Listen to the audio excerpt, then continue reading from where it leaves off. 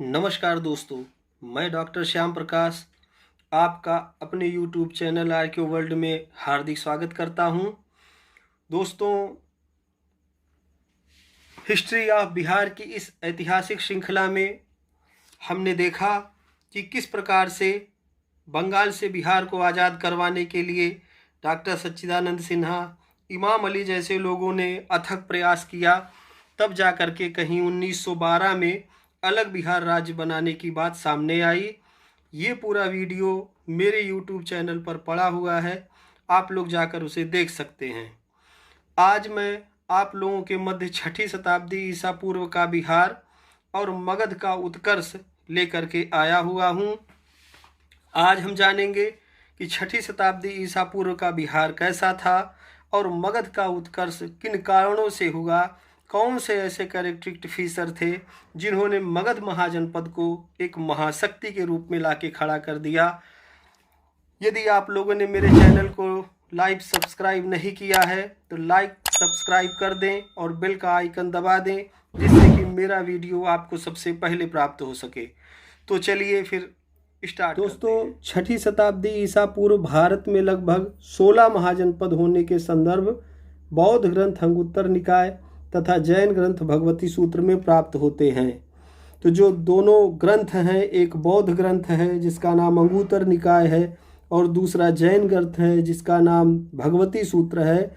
इन दोनों में कुछ नामों की साम्यता के इतर हो करके हमको 16 महाजनपदों का उल्लेख मिलता है, जो इस प्रकार हैं: अंग, मगध, काशी, कौशल, वज्जी, मल्ल, चेद, वत्स, कुरु, पांचाल, मत्स्य, सूरसेन, अस्मक, अवंती, गांधार और कंबोज। इनमें से जो 3 महाजनपद हैं, अंग, मगध और वज्जी, ये तीनों बिहार के क्षेत्र में पड़ते थे। अंग का जो वर्तमान लोकेशन देखा जा रहा है वो भागलपुर मुंगेर के पास में है। मगध का जो है वो पटना और गया जिलों को मिला करके देखा जा रहा है और वज्जी का जो है वो बिहार के वैशाली क्षेत्र में देखा जा रहा है। तो सबसे पहले हम अंग महाजनपद की बात करते हैं। 6ठी शताब्दी ईसा पूर्व बिहार का दूसरा महत्वपूर्ण महाजनपद अंग था, जिसकी पहचान वर्तमान भागलपुर के तथा मुंगेर के आसपास के क्षेत्रों से की जाती है। आप देखेंगे कि पहला जो महाजनपद है वो मगध है, जिसकी चर्चा हम आगे करेंगे। दूसरा जो बड़ा महाजनपद है वो अंग है। तो इस तरीके से अंग महाजनपद एक बड़े महाजनपद के रूप में दिखलाई देता है 6ठी शताब्दी ईसा पूर्व में। इसकी राजधानी चंपा थी, जो चंपा नदी के किनारे स्थित थी। चंपा नदी अंग और मगध को 2 भागों में बांट रही थी। इसी कारण जल को लेकर के हो या व्यापारिक गतिविधियों को लेकर के हो, अंग और मगध के मध्य हमेशा युद्ध की स्थिति बनी रहती थी। बौद्ध एवं जैन ग्रंथों से ज्ञात होता है कि यहाँ के व्यापारी व्यापार के निमित्त दक्षिण पूर्व एशिया के अनेक देशों में जाया करते थे। तो जो बौद्ध और जैन ग्रंथ हैं वो स्पष्ट बताते हैं कि व्यापार करने के लिए जो व्यापारी हैं वो दक्षिण पूर्व एशिया के विभिन्न देशों जैसे बाली है, स्वर्णभूमि है, स्वर्णद्वीप है, सिंहल है, इत्यादि क्षेत्रों में जाया करते थे। वर्तमान में भागलपुर का सिल्क सिटी कहलाना इस तरफ संकेत करता है कि संभवतः उस समय यह एक व्यापारिक केंद्र रहा होगा। आज हम भागलपुर को सिल्क सिटी के नाम से जानते हैं। सिल्क सिटी के नाम से जानते हैं, जहां पर सिल्क का व्यापार किया जाता है। बौद्ध ग्रंथ दीघ निकाय से ज्ञात होता है कि इस नगर का वास्तुकार महागोविंद नामक कोई व्यक्ति था। तो बौद्ध ग्रंथ दीघ निकाय स्पष्ट कहता है कि इस नगर को बनाने वाले व्यक्ति का जो नाम है, जो वास्तुकार है, वो महागोविंद है।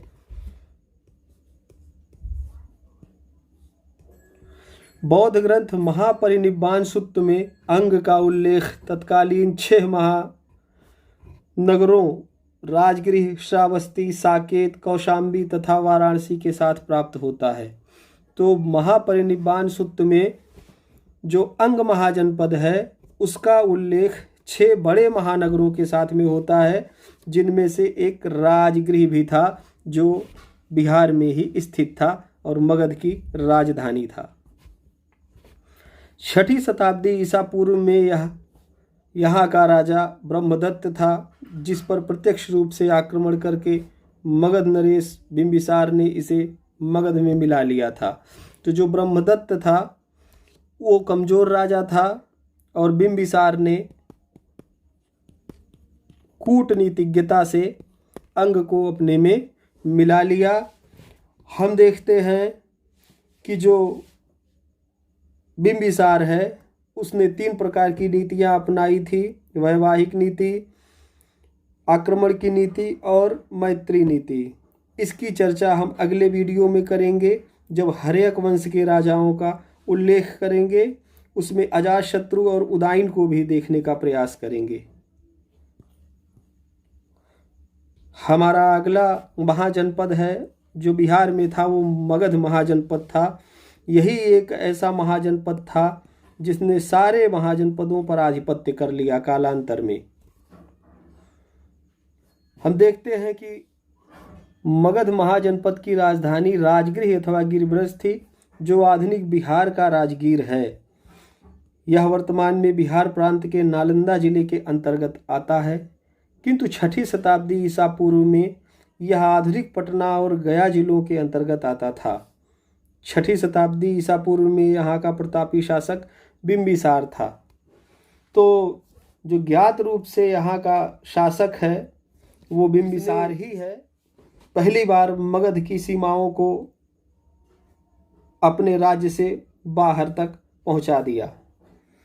राजगीर में आज भी वह रत्नागिर नामक पहाड़ी का गिद्धकूट स्थान स्थित है, जहाँ जाकर बुद्ध, जिनको पाली में सुगत अथवा सुकित तथा संस्कृत में सिद्धार्थ कहते हैं, ने वर्षावास किया था। मतलब जब बुद्ध राजगृह आया करते थे तो वो रत्नागिर पहाड़ी या गिद्धकूट पर्वत पर जाते थे, जहाँ पर बिंबिसार ने उनके रहने के लिए पूरी व्यवस्था कर रखी थी और कभी कभी बिंबिसार उनसे मिलने जाया करता था। इसीलिए आज भी राजगीर में बिंबिसार पथ दिखलाई देता है। इस बिंबिसार पथ के विषय में ह्वेनसांग ने भी अपनी पुस्तक CU की में राजगीर में साइक्लोपियन दीवार, जो काफ़ी बड़ी दीवार थी, जो राजगीर गया मार्ग पर निर्मित है, 6ठी शताब्दी ईसा पूर्व की महत्वपूर्ण धरोहर है। इसका निर्माण ब्लॉक तकनीक के आधार पर किया गया है। मैं बताता हूँ इस साइक्लोपियन दीवार का निर्माण किया कैसे गया था।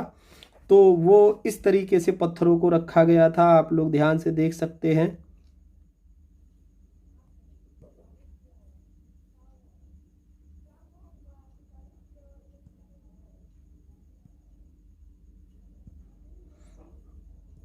इस तरीके से करके ब्लॉक टेक्निक पर वो पत्थर रखे गए थे, जिससे कि एक लंबी श्रृंखला दीवारों की बन गई थी।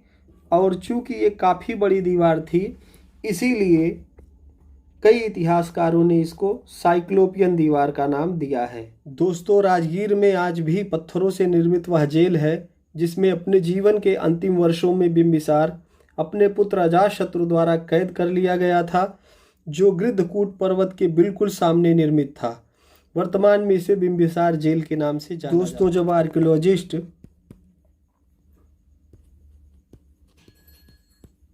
आर्कियोलॉजिस्ट यहाँ आए हुए थे राजगीर में, तो उन लोगों ने जब देखा कि बिंबिसार का जेल है और सामने गृद्धकूट पर्वत है, तो उसको देखकर उन लोगों ने कहा कि संभवतः जब बुद्ध गृद्धकूट पर्वत पर विहार करते होंगे,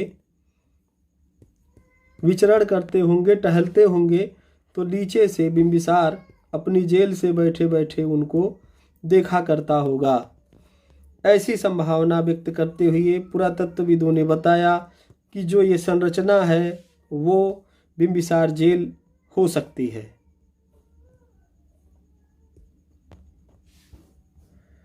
यहाँ पर सप्तपर्णी गुफा और सोन भंडार की गुफाएं भी निर्मित हैं।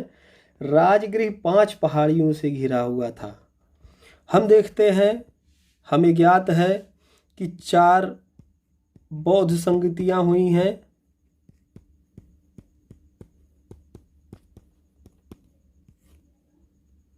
चार बौद्ध संगीतियां हुई हैं, जिनमें से पहली बौद्ध संगीति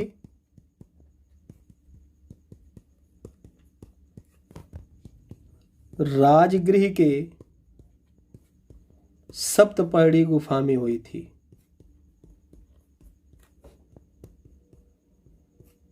सप्तपर्णी गुफा में हुई थी, जिसमें लगभग 500 बौद्ध भिक्षुओं ने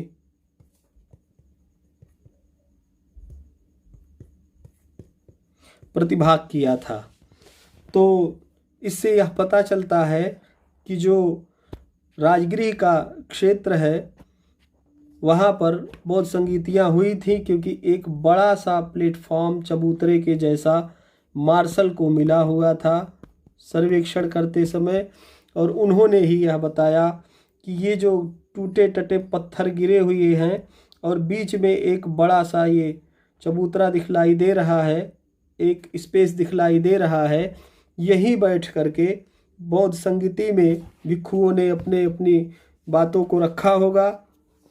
और यह एक कृत्रिम प्रकार का बना हुआ गुफा था, प्राकृतिक गुफा नहीं थी, कृत्रिम प्रकार की बनी थी, ब्लॉक टेक्निक पर बनी थी। यही कारण है कि वो धीरे धीरे करके गिर गई और वहाँ पर सारे पत्थर बिखरी हुई अवस्था में प्राप्त होने लगे। इस समय दक्षिण बिहार वर्तमान झारखंड के क्षेत्र से लोहे की खानों, तांबे की खानों, राखा की खान जो कि झारखंड में है का पता मगध के शासकों को चला, जिसके समुचित प्रयोग के पश्चात मगध शक्तिशाली महाजनपद के रूप में अस्तित्व में आया। दोस्तों, दक्षिण बिहार के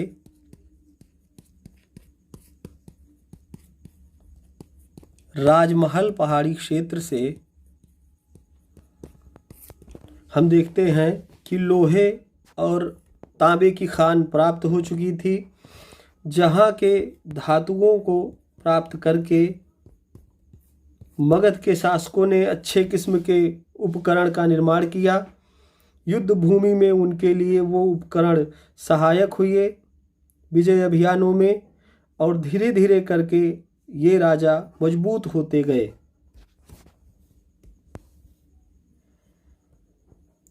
इसी समय बिहार वर्तमान झारखंड के जंगली और पहाड़ी क्षेत्र से मगध के शासकों को हाथियों के विषय में पता चला। इन हाथियों के सैन्य गतिविधियों में आने के पश्चात मगध के शासकों से विजयी होना लगभग असंभव सा हो गया। मतलब इस समय सिर्फ लोहे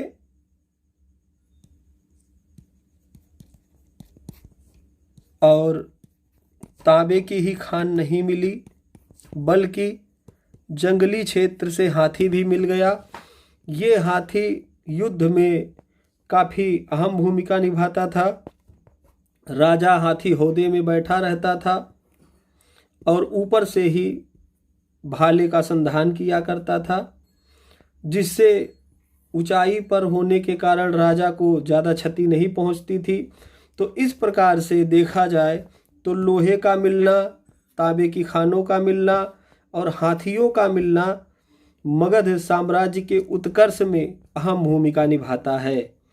इसके अलावा हम देखें तो जो बिंबिसार है वह एक कूटनीतिज्ञ, शक्तिशाली और समझदार शासक था, उसने अपने साम्राज्य की सीमाओं को आगे बढ़ाने का प्रयास किया।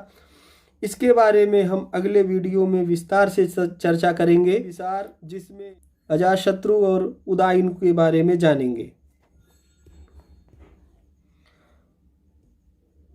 हमारा अगला महाजनपद वज्जी महाजनपद है।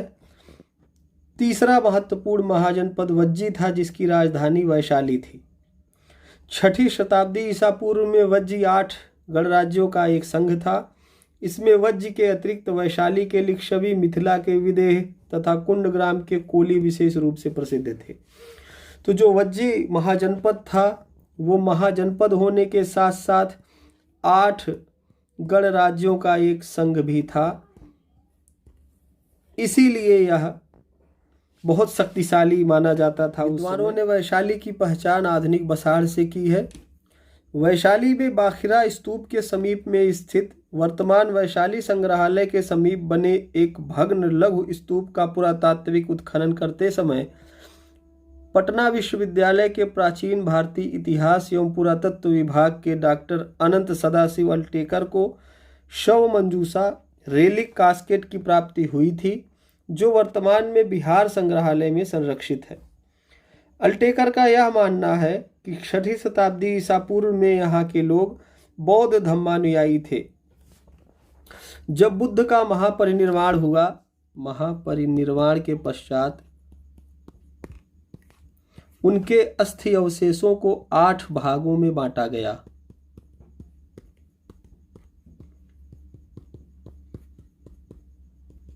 इसका एक भाग वैशाली के लिच्छवियों को भी मिला।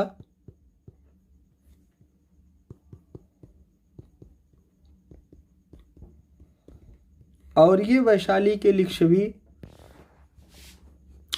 उस भाग को लेकर के आए और उन्होंने वैशाली में एक स्तूप का निर्माण करवा दिया और इस स्तूप में बुद्ध की जो रेलिक कास्केट थी उसको यहाँ रखवा दिया। अशोक स्तंभ के प्रांगण में जब बुद्ध वर्षावास के निमित्त वैशाली आए हुए थे, उस समय वानरों ने उन्हें मधु या शहद दान में दिया था। तो इतने प्रभावित करते थे बुद्ध के व्यक्तित्व कि जो जानवर थे, जो बंदर थे, जो वानर थे, वो भी उनकी तपस्या से प्रसन्न थे, वो भी उनके विचारों से सहमत थे। और उन्होंने बुद्ध के आने के पश्चात वैशाली में शहद दान दिया हुआ था, जिसका चित्रण हमको अलग अलग स्तूपों की वेदिकाओं पर मिल जाता है, आप देख सकते हैं। वैशाली में राजा विशाल का गढ़ एक अन्य महत्वपूर्ण स्थल है। इस में हम विस्तृत चर्चा करेंगे अगले वीडियो में, जब हम देखेंगे कि किस तरीके से हर्यक वंश के माध्यम से बिंबिसार, अजातशत्रु, उदयन से होते हुए मगध का साम्राज्य धीरे धीरे विस्तृत होने लगता है। और जो अजातशत्रु है उसने और क्या क्या किया था, इसके विषय में हम अगले वीडियो में विस्तृत तरीके से जानेंगे। मिथिला की पहचान नेपाल की सीमा में स्थित जनकपुर नामक नगर से की जाती है। यहाँ पहले राजतंत्र था, कालांतर में यहाँ भी गणतंत्र की स्थापना हुई। तो हम देखते हैं कि जो मिथिला है, जो 8 गण संघों में आता था, गणराज्यों के संघ में आता था, उसकी लोकेशन नेपाल की तराई में जनकपुर का क्षेत्र देखा जा रहा है। और वहाँ पर पहले राजतंत्रात्मक व्यवस्था थी, बाद में गणतंत्रात्मक व्यवस्था हुई। और जब गणतंत्रात्मक व्यवस्था आई, जब वहाँ रिपब्लिक की व्यवस्था आई, तब जा कर के कहीं ना कहीं वैशाली से इनका संबंध हुआ और 8 गणों के मध्य इनकी भी अपनी पहुँच बनी। तो इस प्रकार से हमने देखा कि किस तरीके से जो 6ठी शताब्दी ईसा पूर्व का बिहार था उसका क्या स्वरूप था और मगध के उत्कर्ष के पीछे कौन से बड़े कारक थे। तो उसके लिए हम ये जान लें कि सबसे पहली बात तो हाथियों का मिल जाना, दूसरी बात लोहे और तांबे की खानों का मिल जाना, तीसरी बात राजगृह का पंच पहाड़ियों से घिरा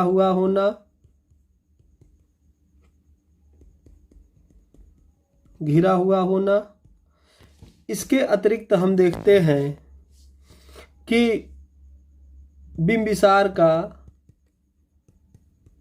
महत्वाकांक्षी होना,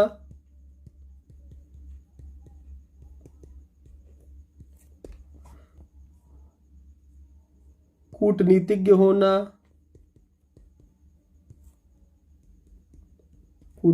होना, ये सब कई फैक्टर थे जिस कारण से मगध धीरे धीरे करके अपने उत्कर्ष पर जा। हर्यंक राजाओं के बाद मगध की सीमा को शिशुनागों ने बढ़ाया, कालाशोक ने बढ़ाया, इसके अलावा महापद्मनंद ने बढ़ाया, महानंदिन ने बढ़ाया। आगे चल करके हम देखें तो मौर्य काल में मगध की सीमाएं सेंट्रल एशिया तक पहुंच जाती हैं, ईरान तक पहुंच जाती हैं, दक्षिण भारत में लगभग तमिलनाडु के आसपास तक पहुंच जाती हैं। अप्रत्यक्ष रूप से तो सिंहल भी मगध की जो व्यवस्था है उसको मान रहा था।